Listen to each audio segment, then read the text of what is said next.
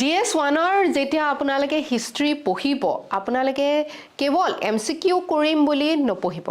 আপোনালোকে ইয়াৰ এনালিসিস ভালকে চাব যদি আপুনি প্ৰাচীন অসম প্ৰাচীন ভাৰত চাই আছে তেতিয়াহলে ঋগবেদিক এজ কি হয় লেটাৰ ঋগবেদিক এজ কি হয় আৰ্লি ঋগবেদিক আৰু ঋগবেদিক লেটাৰ ঋগবেদিকৰ কি পাৰ্থক্য আছে এইবিলাকৰ ওপৰত আপোনালোকে উত্তৰ উপস্থাপন কৰিব পৰা ক্ষমতা গঢ়ি তুলিব লাগিব ঠিক আছে সো হলিস্টিক্যালি যেতিয়া আপোনালোকে প্ৰিপাৰেচন কৰে তেতিয়া আপোনালোকৰ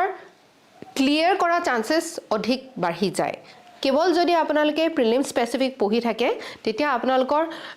মাইন্ডটো অকল প্ৰিলিমছত থাকে ঠিক আছে গুটে এক্সামটো যে ক্লিয়াৰ কৰি পেলে আপোনালোকে অফিচাৰ হ'ব লাগে সেই বস্তুটো নাহে আৰু যেতিয়ালৈকে আপুনি নিজকে এজন অফিচাৰ বুলি মানি নলয় তেতিয়ালৈকে এটো সম্ভৱ নহয়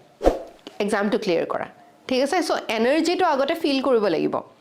যে আপুনি অলৰেডি এজন অফিচাৰ হয় আৰু তাৰ কাৰণে আপোনালোকে কি পঢ়িব লাগিব অলৰেডি পঢ়িলো বুলি ধৰি ল'ব লাগিব এইকিটা জানিবই লাগিব ঠিক আছে